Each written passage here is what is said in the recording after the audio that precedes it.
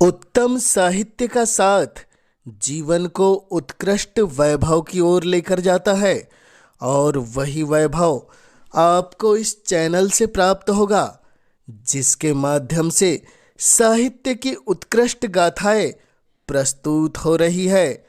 तो चैनल पर पहली बार आपने दी है दस्तक तो पहले इसे सब्सक्राइब कर ले, ताकि साहित्य के सफ़र में आपका और हमारा साथ सदा बना रहे। साहित्य के इस अद्भुत सफ़र में आज जो प्रस्तुत हो रही है वह कहानी है महान कहानीकार मुंशी प्रेमचंद जी की कहानी स्त्री और पुरुष। तो लीजिए प्रारंभ करते हैं कहानी। विपिन बाबू के लिए स्त्री ही संसार की सुंदर वस्तु थी। वे कवि थे और उनकी कविता के लिए स्त्रियों के रूप और यौवन की प्रशंसा ही सबसे चित्त आकर्षक विषय था। उनकी नज़रों में स्त्री जगत में व्याप्त कोमलता, माधुर्य और अलंकारों की सजीव प्रतिमा थी।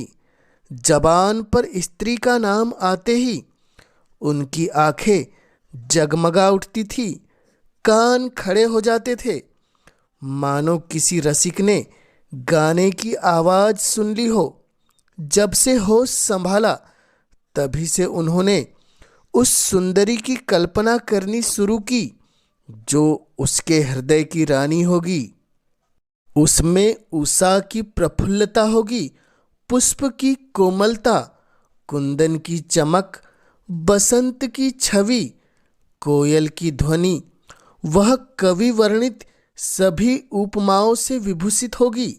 वह उस कल्पित मूर्ति की उपासक होगी जिसमें कविता के सभी गुण आते हो। मित्रों से उसकी चर्चा करते, नित्य उसी के ख्याल में मस्त रहते थे। वह दिन भी नज़दीक आ गया था जब उसकी आशाएं हरे भरे पत्तों से लहराएगी। उनकी मुरादें पूरी होगी।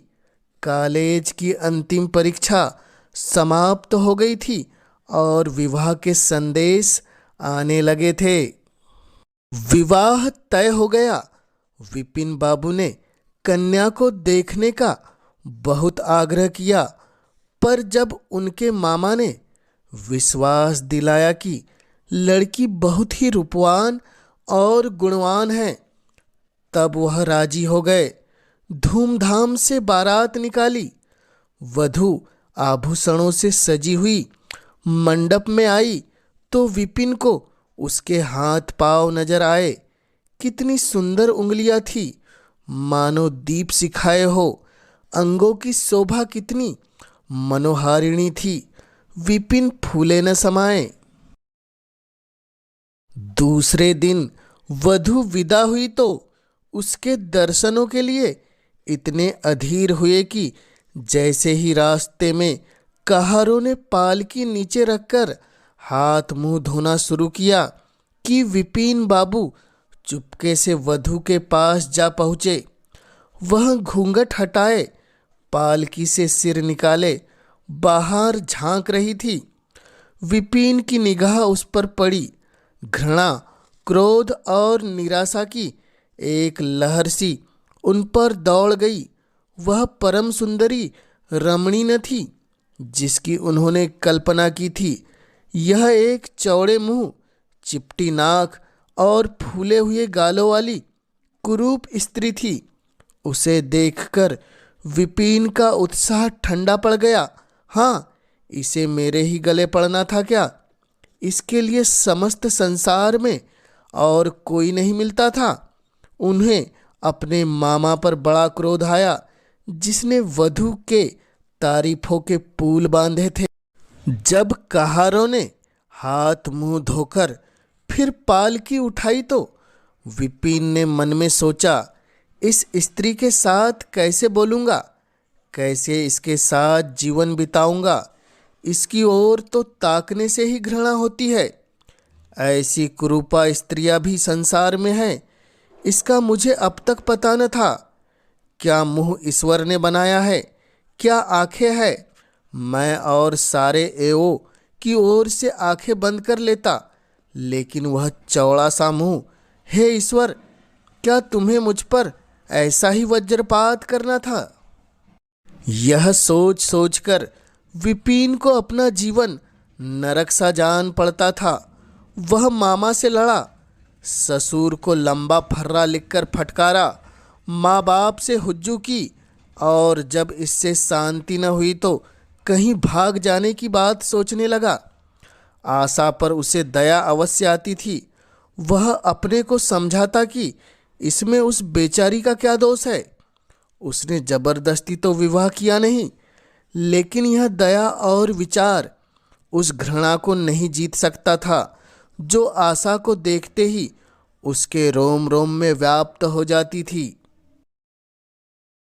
आशा अपने अच्छे से अच्छे कपड़े पहनती, तरह तरह से बाल संवारती, घंटों आईने के सामने खड़ी होकर अपना श्रृंगार करती, लेकिन विपिन को यह सुतूर गमज से मालूम होते। वह दिल से चाहती थी कि उन्हें प्रसन्न करूं, उनकी सेवा करने के लिए अवसर खोजा करती थी, लेकिन विपिन उससे भागा भागा फिरता था। अगर कभी भेंट भी हो जाती तो कुछ जली कटी बातें करने लगता कि आशा वहां से रोती हुई चली जाती। सबसे बुरी बात यह थी कि उसका चरित्र भ्रष्ट होने लगा। वह यह भूल जाने की चेष्टा करने लगा कि मेरा विवाह हो गया है। कई दिन तक आशा को उसके दर्शन भी न होते। वह इसके कह कहे की आवाज़ें बाहर से आती हुई सुनती, झरोके से देखती कि दोस्तों के गले हाथ डाले सैर करने जा रहे हैं, तो वह तड़प कर रह जाती। एक दिन खाना खाते समय आशा ने विपिन से कहा, अब तो आपके दर्शन ही नहीं होते, क्या मेरे कारण घर छोड़ दिया क्या? विपिन मुंह फेर कर बोला, घर पर ही तो रहता हूँ। आजकल जरा नौकरी की तलाश में दौड़ धूप ज़्यादा करनी पड़ती है। आशा ने कहा, सुनने में आया है कि आजकल सूरत बनाने वाले डॉक्टर पैदा हुए हैं। विपिन, क्यों नाहक चिढ़ाती हो? तुम्हें यहाँ किसने बुलाया था? आशा ने कहा, आखिर इस मर्ज की दवा कौन करेगा? विपिन ने कहा, इस मर्ज की कोई दवा नहीं है। जो काम ईश्वर न कर सके, भला उसे आदमी क्या बना सकता है? आशा ने कहा, यह तो तुम ही सोचो कि ईश्वर की भूल के लिए मुझे दंड दे रहे हो। संसार में कौन ऐसा आदमी है जिसे अच्छी सूरत बुरी लगती हो, लेकिन तुमने किसी मर्द को केवल रूपहीन होने के कारण कुंवारा रहते देखा है? रूपहीन लड़कियां भी माँ बाप के घर नहीं बैठी रहती, किसी न किसी तरह उनका विवाह हो जाता है। उसका पति उस पर प्राण न देता हो, लेकिन दूध की मक्खी नहीं समझता। यह सुनकर विपिन झुंझला कर बोला, क्यों नाहक सिर खाती हो? मैं तुमसे बहस तो नहीं कर रहा हूं, फिर तुम क्यों मुझसे हुज्जत करती हो? आशा समझ गई कि इन्होंने मेरी ओर से सदा के लिए दिल मजबूत कर लिया है, इसलिए वह कुछ नहीं बोली और चुपचाप चली गई। विपिन तो रोज सैर सपाटे करते, कभी कभी रात को भी गायब रहते। इधर आशा चिंता और नैराश्य से घुलते घुलते बीमार पड़ गई, लेकिन विपिन भूलकर भी उसे देखने नहीं आता। सेवा करना तो दूर रहा, इतनी ही नहीं, वह दिल में मानता था कि वह मर जाती तो गला छूटता। अब की खूब देखभाल कर अपनी पसंद का विवाह करता। पहले वह आशा से कुछ दबता था कि कहीं वह मेरी चाल ढाल पर निगाह तो नहीं रख रही है, लेकिन अब वह बेधड़क इधर उधर घूमने लगा। वह कुवासनाओं में ऐसा लिप्त हो गया कि मर्दाने कमरे में ही जमघटे होने लगे। लेकिन विषय भोग में धन का ही सर्वनाश होता है, इससे कहीं अधिक बुद्धि और बल का सर्वनाश होता है। विपिन का चेहरा ढीला पड़ने लगा, देह भी क्षीण होने लगी, पसलियों की हड्डियां निकल आई, आंखों के इर्द गिर्द गड्ढे पड़ गए। वह पहले से कहीं ज्यादा शौक करता, नित्य तेल लगाता, बाल बनवाता, कपड़े बदलता, लेकिन मुख पर कांति न थी। रंग रोगन से क्या हो सकता था। एक दिन आशा बरामदे में चारपाई पर लेटी हुई थी। इधर हफ्तों से उसने विपिन को न देखा था। उन्हें देखने की इच्छा हुई। उसे भय था कि वह न आएंगे, फिर भी वह मन को रोक न सकी। विपिन को बुला भेजा। विपिन को भी उस पर कुछ दया आ गई। आकर सामने खड़े हो गए। आशा ने उनके मुंह की ओर देखा तो चौंक पड़ी। वह इतने कमजोर हो गए कि पहचानना मुश्किल था। बोली, क्या तुम भी बीमार हो गए क्या? तुम तो मुझसे भी ज्यादा कमजोर हो गए हो। विपिन ने कहा, ओह, जिंदगी में रखा ही क्या है जिसके लिए जीने की फिक्र करूं। आशा ने कहा, जीने की फिक्र न करने से कोई इतना कमजोर नहीं हो जाता। तुम अपनी कोई दवा क्यों नहीं करते? यह कहकर उसने विपिन का हाथ पकड़कर चारपाई पर बिठा दिया। विपिन ने अपना हाथ छुड़ाने की चेष्टा न की। उसके स्वभाव में इस समय एक विचित्र नम्रता थी जो आशा ने कभी न देखी थी। आशा को ऐसा लगा कि उनकी आंखों में आंसू भरे हुए हैं। विपिन ने कहा, मेरी दवा अब मौत करेगी। मैं तुम्हें जलाने के लिए नहीं कहता। ईश्वर जानता है मैं तुम्हें चोट न पहुंचाना चाहता। मैं अब ज्यादा दिनों तक जीवित नहीं रहूंगा। मुझे लगता है कि मुझे कोई भयंकर रोग लग गया है। डॉक्टरों ने भी यही कहा है। मेरे हाथों तुम्हें बहुत कष्ट हुआ, इसका मुझे खेद है। मुझे माफ कर दो। यह कहते कहते एकाएक वह कांप उठे। सारी देह में सनसनी सी दौड़ गई। मूर्छित होकर चारपाई पर गिर पड़े और हाथ पैर पटकने लगे। विपिन की ऐसी दशा देखकर आशा का सारा रोग हवा हो गया। वह महीनों से बिस्तर न छोड़ सकी थी, लेकिन इस समय उसके शिथिल अंगों में विचित्र स्फूर्ति दौड़ गई। उसने तेजी से उठकर विपिन को अच्छी तरह लिटा दिया और उसके मुंह पर पानी के छींटे मारा। कुछ देर में उसे होश आ गया। शाम होते होते उसका मुंह टेढ़ा हो गया और बायां अंग शून्य पड़ गया। हिलना तो दूर रहा, मुंह से बात निकलना भी मुश्किल हो गया। यह मूर्छा न थी, फालीज था। फालीज एक ऐसा भयंकर रोग है जिसमें रोगी की सेवा करना कोई आसान काम नहीं। उस पर आशा महीनों से बीमार थी, लेकिन इस रोग के सामने वह अपना रोग भूल गई। 15 दिन तक विपिन की हालत बहुत नाजुक रही। आशा दिन रात उनकी सेवा में लगी रही। उनके लिए पथ्य बनाना, उन्हें गोद में संभाल कर दवा पिलाना, उनके जरा जरा से इशारों को समझना उसी जैसी धैर्यशील स्त्री का काम था। अपना सिर दर्द से फटा करता, ज्वर से देह तपा करती, लेकिन इसकी उसे जरा भी परवाह नहीं थी। 15 दिन बाद विपिन की हालत में कुछ सुधार आया। उसका दाहिना पैर लुंज पड़ गया था, लेकिन तोतली भाषा में कुछ बोलने लगे थे।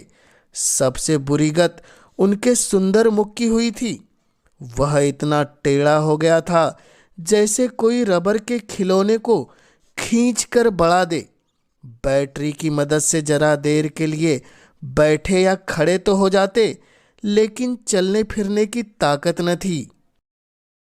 एक दिन लेटे लेटे न जाने उन्हें क्या ख्याल आया, आईना उठाकर अपना चेहरा देखने लगे। ऐसा कुरूप आदमी उन्होंने कभी न देखा था। आहिस्ता से बोले, आशा, ईश्वर ने मुझे गरूर की सजा दी है। वास्तव में यह उसी बुराई का बदला है जो मैंने तुम्हारे साथ की है। अब तुम अगर मेरा मुख देखकर घृणा से मुंह फेर लो तो मुझे जरा भी शिकायत न होगी। मैं चाहता हूं कि तुम मुझसे उस व्यवहार का बदला लो जो मैंने तुम्हारे साथ किया है। आशा बड़े कोमल भाव से बोली, ऐसा मत कहो, मैं तो आपको अब भी उसी निगाह से देखती हूँ। मुझे तो आप में कोई अंतर दिखाई नहीं देता। विपिन ने कहा, वाह, बंदर सा मुंह हो गया है और तुम कहती हो कोई अंतर नहीं है। मैं तो अब कभी बाहर नहीं निकल सकता। ईश्वर ने मुझे सचमुच दंड दिया है। बहुत प्रयत्न किए गए लेकिन विपिन का मुंह सीधा नहीं हुआ। मुख का बाया भाग इतना टेढ़ा हो गया था कि चेहरा देखकर डर मालूम होता था। लेकिन हाँ, पैरों में इतनी शक्ति आ गई थी कि अब वह चलने फिरने लगे। आशा ने पति की बीमारी में देवी से मनौती मांगी थी। आज उसी पूजा का उत्सव था।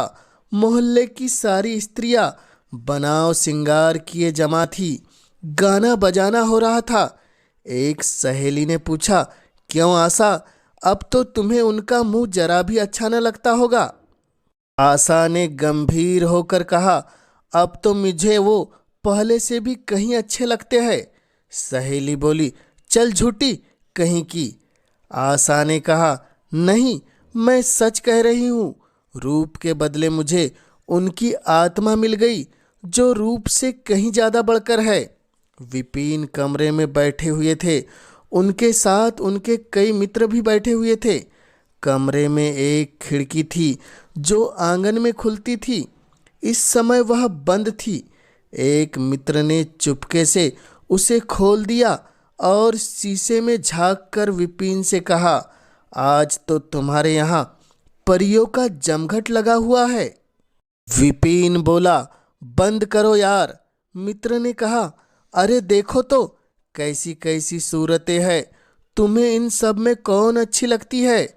विपिन ने नजरें उठाकर कहा, मुझे तो सबसे अच्छी वही लगती है जो थाल में फूल रख रही। मित्र बोला, अरे वाह, क्या निगाहें हैं तुम्हारी। क्या सूरत के साथ निगाह भी बदल गई है। मुझे तो वह सबसे बदसूरत लगती है।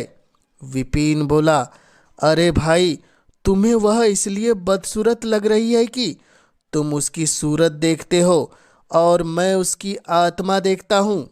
मित्र ने कहा, अच्छा तो यही मिसेज विपिन है। विपिन बोला, जी हाँ, यह वही देवी है।